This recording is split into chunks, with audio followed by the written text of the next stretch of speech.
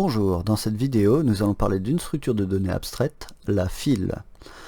Une structure de données abstraite, pour rappel, c'est une structure où on se moque de la façon dont sont implémentées les opérations. Ce qu'on veut, c'est justement un certain nombre d'opérations qui vont donner lieu à un certain comportement.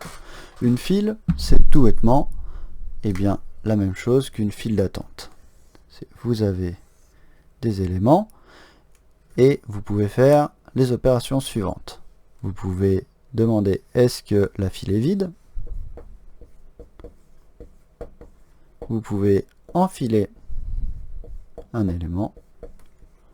Vous pouvez défiler un élément. Et vous pouvez connaître le premier. Quand on enfile un élément,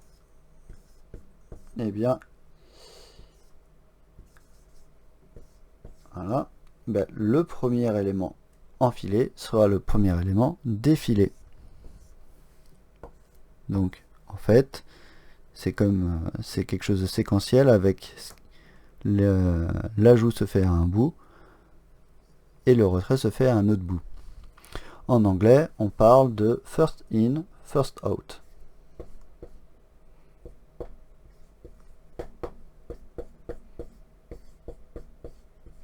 Aussi abrégé en FIFO.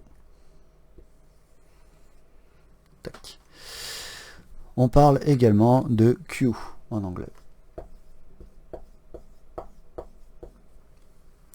Alors, ça sert à quoi une file, une queue? Eh bien, tout simplement à organiser des tâches. C'est l'utilisation la plus fréquente. C'est-à-dire, vous avez plusieurs tâches à faire, au fur et à mesure que vous avez un besoin, vous les mettez dans la file d'attente. Quand vous êtes dans la possibilité de traiter une tâche, vous défilez la première qui est arrivée. C'est ce qu'il y a de plus judicieux. C'est la même chose quand vous allez à la poste ou au cinéma. C'est le premier arrivé qui va être le premier servi au guichet normalement. Sinon, vous imaginez bien le chaos. C'est très utilisé, par exemple, au niveau des serveurs ou quand vous faites de l'asynchrone. Quand vous faites de l'asynchrone, vous pouvez avoir plusieurs personnes qui vont demander des choses. A, B et C vont demander des choses. C'est peut-être des clients, par exemple. Et de l'autre côté, vous allez avoir ce qu'on va appeler par exemple des workers, des travailleurs. Les workers peuvent exécuter les demandes des clients. Mais comment on fait pour que tout ça marche le plus rapidement possible? Eh bien, c'est très simple. Il y a peut-être des tâches que les clients vont demander qui vont être longues, d'autres qui vont être courtes. On fait une jolie file d'attente. Les clients y mettent leurs demandes au fur et à mesure qu'ils les ont. Et les workers, dès qu'ils sont libres, ils vont prendre la première qui arrive. Hop. Et du coup, chacun va donc tourner à plein régime tout le temps. C'est beaucoup mieux que par exemple si on disait j'ai 3 clients, j'ai 3 workers, lui il va être que pour lui que pour lui, lui que pour lui. Là on voit bien qu'il y aurait des problèmes, par exemple si A a énormément de tâches, B n'en a aucune et C n'en a aucune, il y en a deux qui se tournent les pouces alors que celui-là est utilisé à plein régime. Avec une file d'attente justement, on aura tout le monde qui tournera au maximum de ses capacités. Et donc c'est vachement mieux. C'est également utilisé dans beaucoup d'algorithmes.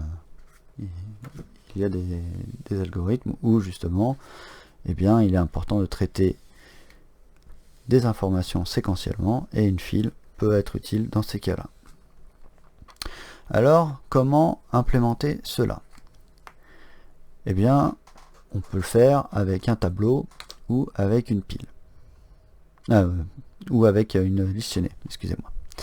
Dans le cas d'un tableau, c'est très simple. Je vais commencer. Voilà, j'ai par exemple 4 éléments. Je vais l'appeler tab. Je vais ajouter à chaque fois à la première case libre. Comment je connais cette case? Eh bien, ce que je vais pouvoir commencer à faire, c'est dire que ma file a une certaine taille. Au début, ma file a une taille 0. Ok. Si ma file a une taille 0, eh bien, ça veut dire que la première case de libre, c'est celle-là. Donc, par exemple, je veux enfiler A. Hop là. Je veux enfiler B. Je veux enfiler C. Et ainsi de suite. Donc là, je suis à 3. 0, 1, 2, 3. On voit que la prochaine case de disponible, c'est Tab. Ok, mais regardez ce qui va se passer. Donc là, j'enfile 3. Ah, j'enfile D. Et je n'ai plus de place. Ok. Je dépile A. Je défile A. Qu'est-ce qui va se passer dans ces cas-là? Je veux faire ça. Mais du coup, il faut que je dise quel va être le début également de ma file. Où est-ce qu'il se trouve? Alors, je pourrais m'amuser à tout décaler à chaque fois.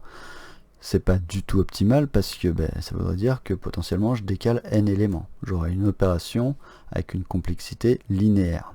On va essayer d'éviter ça. Et bien on va dire la tête se trouve maintenant ici à l'indice 1. Donc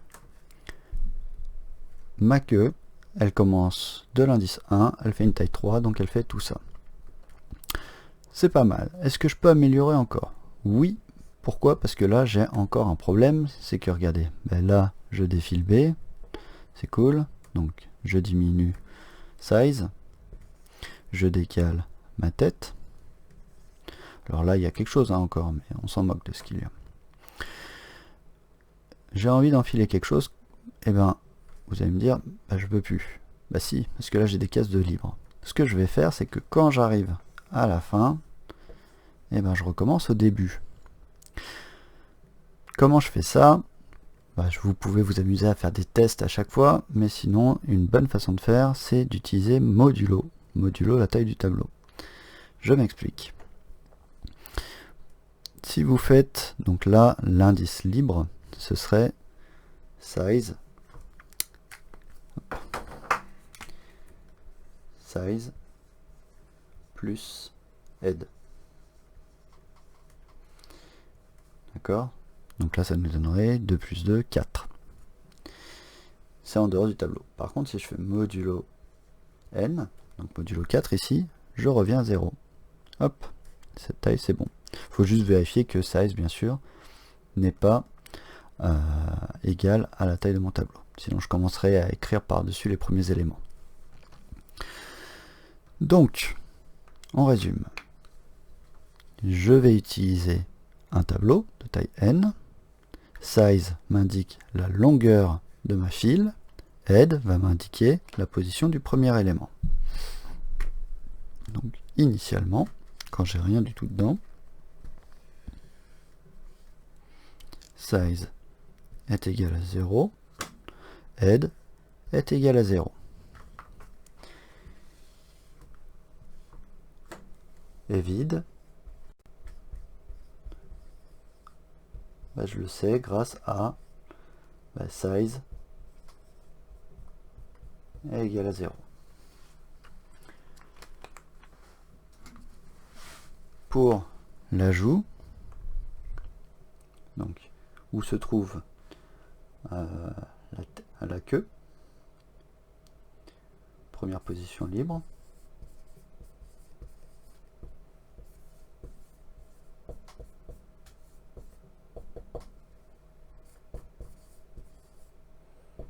eh bien, on l'a dit, c'est size plus head modulo la taille du tableau. Donc, quand je veux enfiler, je vérifie juste est-ce que size est égal à n. Si c'est le cas, je ne peux plus rien ajouter. Sinon, je vais à cette position là et j'ajoute. Et j'oublie pas d'augmenter size. Pour connaître la taille la valeur du premier élément, je vais juste à table de head. Pour dépiler, il faut faire attention, pour dépiler, qu'est-ce que je dois faire? Eh bien, je dois diminuer size et je dois décaler head. Mais décaler head, ça se fait comment? Eh bien,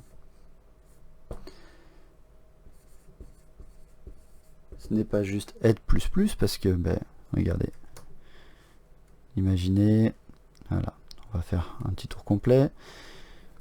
J'enfile A, size égale 1, j'enfile B, size égale 2, j'enfile C, size égale 3, j'enfile D, size égale 4, je défile A, size égale 3, et head égale 1, je défile B, size égale 2, head égale 2, je défile C, size égale 1, head égale 3, j'enfile E, donc enfiler, on a dit, première position de libre, size plus head modulo n, 1 plus 3, 4, modulo 4, 0, j'enfile E ici, size ici, je défile D, size est égal à 1, et là, head n'est pas juste 4, c'est j'augmente head modulo la taille de n, donc j'arrive sur 0. Et hop. Donc là, c'est head est égal à head plus 1 modulo n. Ok. Donc, est vide, facile à faire, c'est est-ce que size est égal à 0? L'adresse, enfin la valeur de la tête, c'est tout bêtement tab de head. Pour enfiler, la première position libre, c'est la tab de size plus head modulo n, et après on n'oublie pas de faire size plus plus. Et pour défiler, eh bien on fait head est égal à head plus 1 et on diminue size de 1. Donc ça, c'est pour les tableaux. Autre façon d'implémenter une file avec une liste chaînée. Alors là, il va falloir juste faire attention. On va avoir une liste chaînée et pour que ça marche bien, eh bien on va non seulement avoir l'adresse du premier élément, mais également celle du dernier.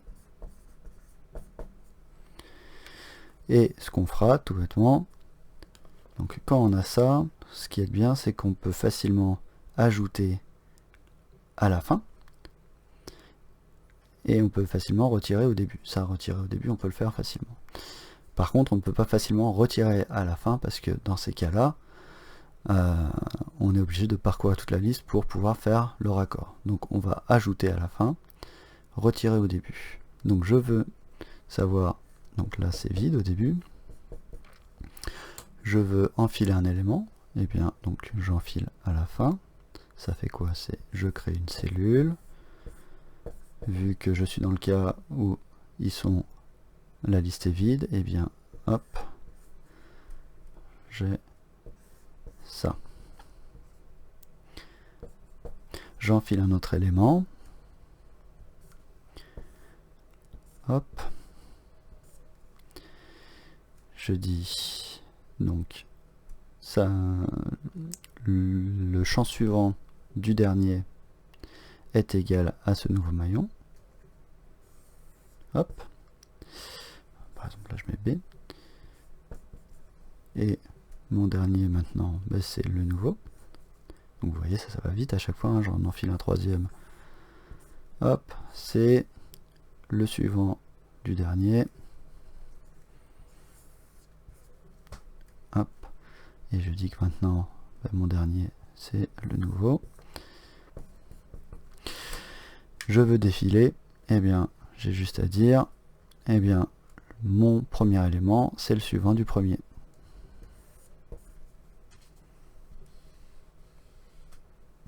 Hop. La valeur de